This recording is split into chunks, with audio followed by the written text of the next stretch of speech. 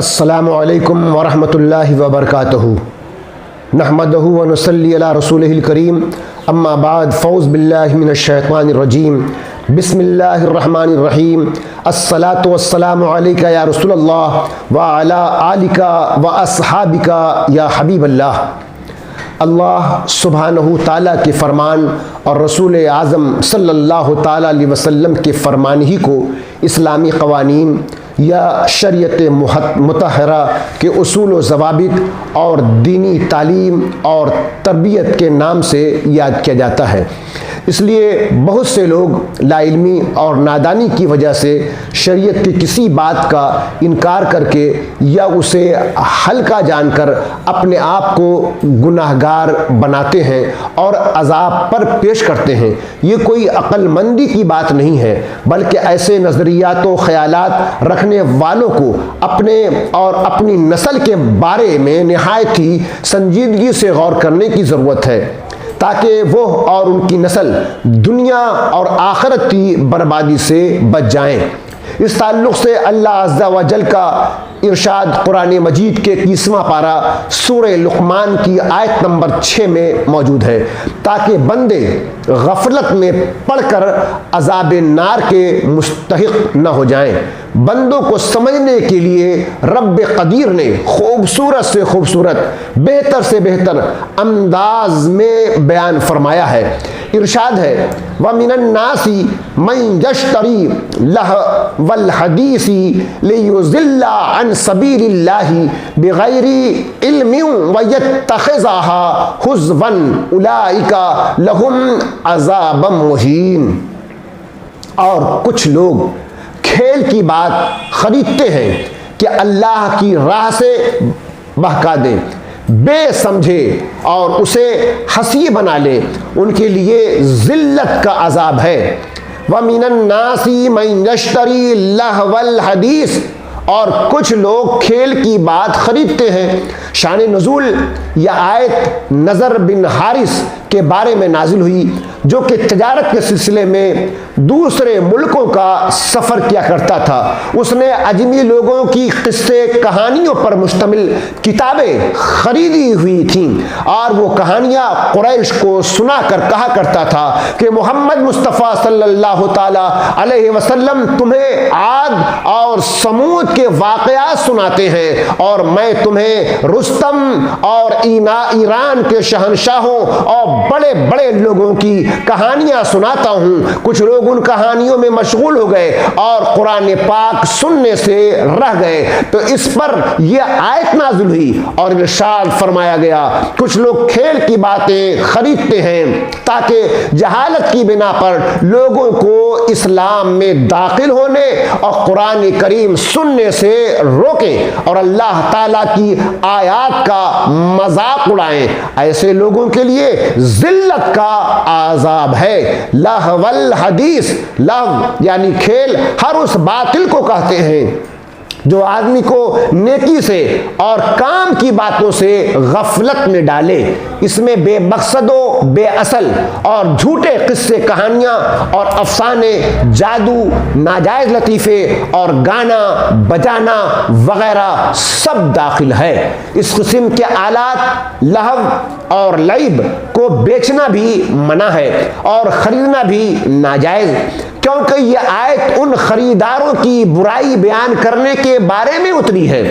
اسی طرح ناجائز ناول، گندے رسالے، سنیما کے ٹکٹ، تماشے وغیرہ کے اسباب کی خرید و فروخت منع ہے کہ یہ تمام لہو الحدیث یا ان کے ذرائع ہیں۔ اس آیت سے 3 مسئلے معلوم ہوئے۔ نمبر 1، قرآن مجید سننے سے اعراض کرنا اور دین اسلام سے روکنے کی خاطر بے فائدہ واقعات، جھوٹی اور بے اصل کہانیاں اور لطیفے وغیرہ سنا کر قرآن مجید سے سننے سے ہٹا دینا عظیم ترین جرم ہے، اور اس جرم کا مرتکب دردناک عذاب کا حقدار ہے۔ نمبر 2، لوگوں کو گمراہ کرنے والے عذاب گمراہ ہونے والوں کے مقابلے میں بہت زیادہ ہے، کیونکہ تمام گمراہوں کا وبال اسی پر پڑے گا۔ نمبر 3، اس آیت سے علماء کرام نے گانے بجانے کی حرمت پر استدلال کیا ہے۔ ممتاز مفسرین نے اس آیت کی روشنی میں گانے بجانے کی مذمت پر بہت واضح طور پر بیان فرمایا ہے۔ یہاں پر 2 احادیث سماعت کیجیے۔ نمبر 1، حضرت عمران بن حسین رضی اللہ تعالی عنہ سے روایت ہے کہ رسول اکرم صلی اللہ تعالی علیہ وسلم نے ارشاد فرمایا، اس امت میں زمین دھسنا، مسخ ہونا اور آسمان سے پتھر برسنا ہوگا۔ مسلمانوں میں سے ایک شخص نے عرض کیا، یا رسول اللہ صلی اللہ علیہ وسلم یہ کب ہوگا؟